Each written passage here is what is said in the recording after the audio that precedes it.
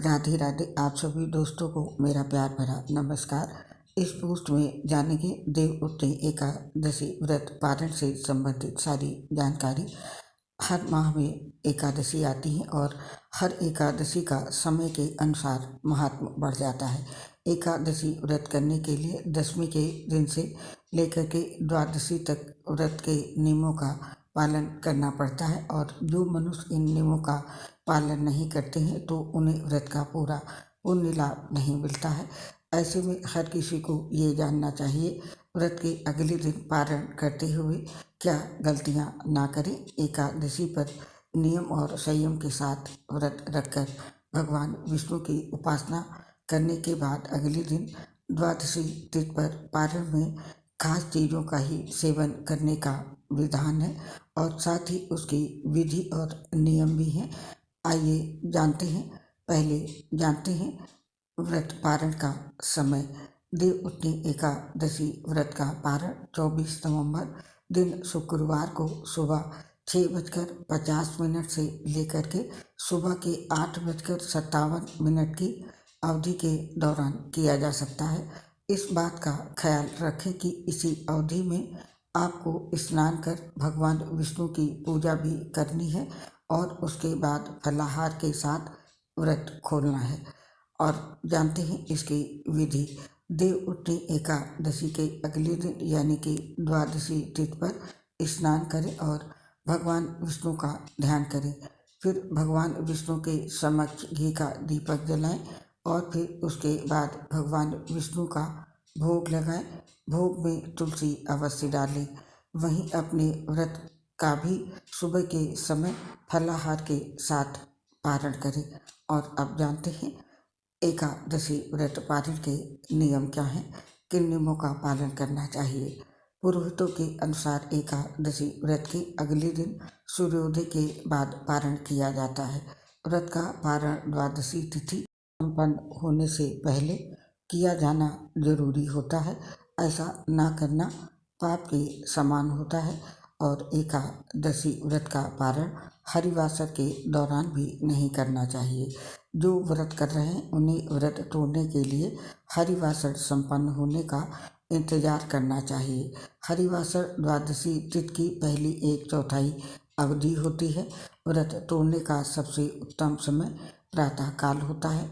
व्रत करने वालों को मध्याह्न में भी व्रत तोड़ने से बचना चाहिए। यदि किसी कारण से प्रातःकाल पारण नहीं कर पा रहे हैं तो मध्याह्न के बाद पारण करना चाहिए। कभी कभी एकादशी 2 दिनों की पड़ जाती है। ऐसे समय स्मार्त परिवार के लोगों को पहले दिन व्रत रखना चाहिए। दूसरे दिन यानी दूजी एकादशी को सन्यासियों, विधवाओं और मोक्ष प्राप्ति के इच्छुक लोगों को व्रत रखना चाहिए। और अब जानते हैं देवउठनी एकादशी के व्रत पारण में किन चीज़ों को खाकर व्रत का पारण करें।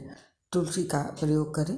भगवान विष्णु को तुलसी बहुत प्रिय होता है, इसीलिए भगवान विष्णु के देवउठनी एकादशी के बाद पारण करते समय तुलसी का इस्तेमाल जरूर करें।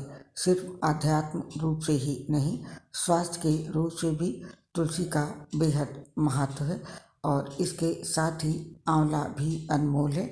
आंवला खाकर भी आप पारण कर सकते हैं। आंवले के पेड़ पर विष्णु भगवान का निवास होता है। इस कारण हिंदू धर्म में आंवले की अलग महत्व दिया गया है। देवोत्थान एकादशी के पारण के समय आप आंवले का प्रयोग भी कर सकते हैं और चावल खाकर पारण करें। देवोत्थान एकादशी का पारण आप चावल खाकर भी कर सकते हैं।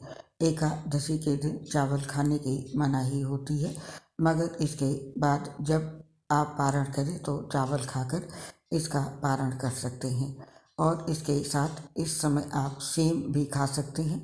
इस सीजन सेब की फलियां खाना बेहद अच्छा माना जाता है। इसके अपने ही गुण होते हैं। आप इस देवोत्थान एकादशी के पारण सेब की फलियों से भी कर सकते हैं। और आप जानते हैं देवोत्थान एकादशी व्रत पारण के समय किन चीज़ों का उपयोग नहीं करना है।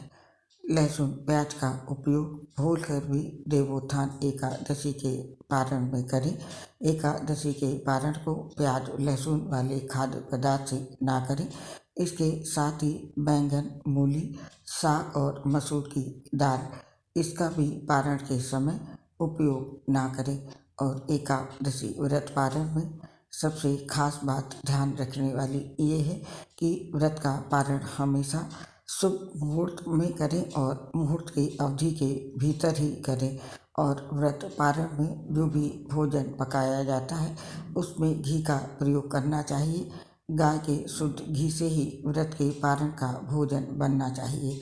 घी को सबसे शुद्ध पदार्थ माना गया है और ये सेहत के लिए भी अच्छा होता है।